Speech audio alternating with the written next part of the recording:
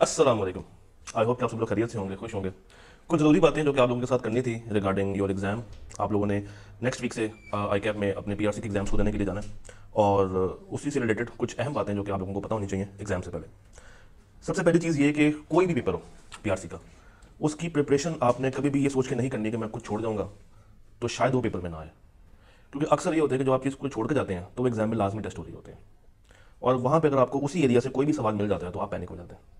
आपके माइंड में ये आता है यार अब ये सवाल भी नहीं आता, ये भी नहीं आता, पता नहीं मेरे साथ क्या होगा। तो छोड़ना कुछ नहीं है। आखिरी टाइम तक भी अगर आप उसको पढ़ सकते हैं तो पढ़ लें, ताकि आपको एक मेंटल पीस हो, एक मेंटल सेटिस्फेक्शन हो कि नहीं यार मैं कर सकता हूँ। और पता है यही चीज़ आपका पेपर पास करवा देती है।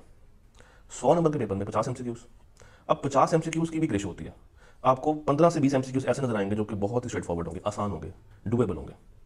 चाहे वो इकोनॉमिक्स हो, I2B हो, QM हो, अकाउंटिंग हो, कोई भी पेपर हो, आप स्ट्रेट अवे 15 से 20 नंबर वहाँ से निकाल सकते हैं।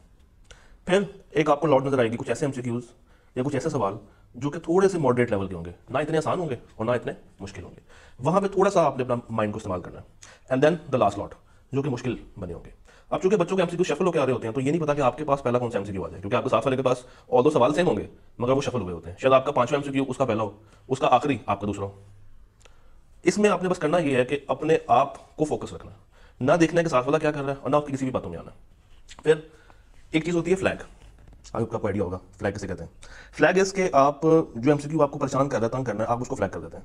यानी कि पूरा पेपर करने के बाद आप अगर वापस उसी एमसीक्यू पे आना चाहें तो पलट के आ सकते हैं, ये भी जरूरी है।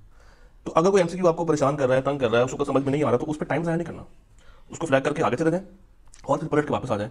और तब तक आप देखेंगे कि आप आगे मैक्सिमम एमसीक्यूज को सॉल्व कर चुके होंगे। इसमें एक चीज़ आपने और देखनी है, वो ये है कि बाज़ औक़ात कुछ सॉल्यूशंस कंफ्यूजिंग होते हैं, दो आंसर्स ठीक लग रहे होते हैं, तो जो सबसे बेस्ट आंसर आपके माइंड में आ रहा है, जहां पे आपकी इंटरनल ये कह रही कि नहीं यार ये ठीक है, तो आपने उसको मार्क कर देना है। इकोनॉमिक्स के केस में जो बच्चे इको का पेपर दे रहे हैं, कैलकुलेटर अलाउ नहीं है। और इसका मतलब ये नहीं है कि वहां से जो न्यूमेरिकल आएंगे वो बहुत ही ज़्यादा टफ होंगे। आसान से 2-3 नंबर के एमसीक्यू वो पूछ लेता है और जो कि इजीली आप अपने फिंगर टिप्स पे उसको आंसर कर सकते हैं। फिर ग्राफ्स, ग्राफिकल एमसीक्यूज इतने ज़्यादा नहीं आते, वो भी 2-3 ही होंगे और आप उनको भी बड़े अच्छे से अंडरस्टैंड करके उसको भी आंसर कर सकते हैं। एक चीज़ जो जहन में रखनी है वो है कॉन्फिडेंस, वो लेके जाना है। अगर आपको किताब 60%, 70%, 80% तक भी आती है तो आप अचीव कर सकते हैं। मैंने बहुत सारे बच्चे देखे हैं जो कि थ्रू आउट द सेशन परेशान रहते थे कि नहीं सर अभी दिल नहीं कर रहा हूँ, नहीं रहा, मैं नेक्स्ट टाइम दे दूँ, मैं परेशान हूँ, ये हूँ। आई कैप में गए, एक फुल एनर्जी के साथ गए और पास हो गए। आधे आपने ठीक करने और आप पास है, और आधे उस वक्त ठीक हो जाते हैं जब आपने अच्छी लेवल की तैयारी की हो, उसमें आपको ज़्यादा परेशान होना नहीं पड़ता। कुछ इंपॉर्टेंट बातें रिगार्डिंग चैप्टर सिलेक्शन जो आपने आखिरी रिवीजन करनी है फॉर बिजनेस, उसमें आपने ये करना है कि चैप्टर नंबर 4 बहुत ज़रूरी है, वो लाजमी करना है। 6 बहुत ज़रूरी है, उसकी एक अलग ग्रेड है। फिर ग्रेड ए जो है उसमें 3 चैप्टर्स हैं, 1 to 10, 10 को छोड़ के 1 to किया जा सकता है। उसके बाद चैप्टर नंबर 7, 8 मार्केटिंग और एचआर इंपॉर्टेंट है। 9 रिलेटिवली आसान है और 5 नॉर्मली आई क्या 5, 4, 6, 8 और 7, यहाँ ये जो 5 है ना, वहाँ से ज़्यादा एमसीक्यू निकालने की कोशिश करता है अलॉन्ग विद चैप्टर नंबर 3 जो कि ग्रेड ए का पार्ट है। इसी तरह इकोनॉमिक्स के अंदर माइक्रो में चैप्टर नंबर 4, 3 और 1 इंपॉर्टेंट है। जब हम मैक्रो की साइड पर जाते हैं तो 8, 7 और 5 और एंड से 13, 11 और 12। अब इसका मतलब ये नहीं कि सिर्फ वही तैयार किया जाए, आपने बाकियों को भी तैयार करना, मगर इनके ऊपर टाइम ज़रा ज़्यादा लगाना है। जितने एमसीक्यूज आपको मिल रहे हैं आप अटेम्प्ट करें, आप सॉल्व करें, आपके पास बहुत टाइम है। इसमें एक चीज़ मैं आपसे बस ये कहूँगा कि किसी भी एमसीक्यू को रट्टा लगाने की कोशिश नहीं करनी। बच्चे ऐसे भी होते हैं जो कहते हैं सर रट्टा लगा लें पास हो जाएंगे एमसीक्यूज को। एमसीक्यूज को रट्टा नहीं लगाया जा सकता, मगर एक अच्छी लेवल के ऊपर प्रैक्टिस की जा सकती है। और अनसीन होते हैं, आईटेम में भी आपको अनसीन नहीं आने, तो वहाँ पर आप उसको ज़रा अच्छे से इवेलुएट कर सकते हैं अगर आपने घर पर अच्छी सी प्रैक्टिस की हुई है तो। इसके अलावा कोई सवाल अगर आपके पास हो मुझे बताएं रिगार्डिंग पेपर। कोई सवाल नहीं, ईजी है, तैयारी है, ठीक है। तो मॉक आई होप कि आप लोगों ने दिया होगा, इसका सोल्यूशन अभी कुछ टाइम में शेयर कर दिया जाएगा, हो जाएगा। तो बस अल्लाह पे यकीन, माँ बाप की दुआएं, और सुबह जाने से पहले आपने एक हेल्दी सा, एक लाइट सा नाश्ता करके जाना है।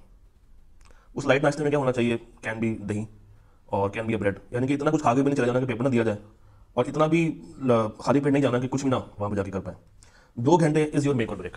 और बहुत सारे बच्चों की ये क्वालिफाइंग अटेम्प्ट भी होगी, तो क्वालिफाइंग अटेम्प्ट को अपना बनाएं और पेपर पास करके कैफ में आ जाए, तब जाके आपका जो असल सी है वो शुरू होगा। तो एग्जाम सेंटर में टाइम से पहले पहुंचना, ताकि वहाँ पे आप लोग मजीद परेशान ना हो कि मेरी सीट कौन सी है और सेंटर कौन सा बना है और रूम कौन सा है, वो भी एक अजीब सा मसला पड़ा होता है। तो कोशिश ये करनी है कि एग्जाम शुरू होने से आधा घंटा पहले आप सेंटर में मौजूद हो।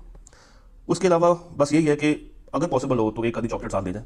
कभी कभी एमसीक्यू सॉल्व करते हुए या सवाल सॉल्व करते हुए बंदे का बीपी ऊपर नीचे हो जाता है, शुगर लेवल डाउन हो जाती है। तो उसको भी देखा जा सकता है, ताकि एक बूस्ट रहे एनर्जी का आपके साथ, और इंजॉय होकर करें, चिल होकर करें। अभी पीआरसी में आप लोगों ने इतना परेशान नहीं होना, परेशान होने के लिए कैफ है। तो पीआरसी का पेपर आसान होता है, हर वो बच्चा जिसने अच्छे लेवल पर तैयारी की है, इवन वो उसने अगर एवरेज भी तैयारी की है, वो निकाल सकता है, बस उसने कॉन्फिडेंस के साथ जाना। For that I wish you all the luck, all the best. मुलाकात होगी अब आपसे नेक्स्ट टाइम, तब तक के लिए अल्लाह हाफिज़।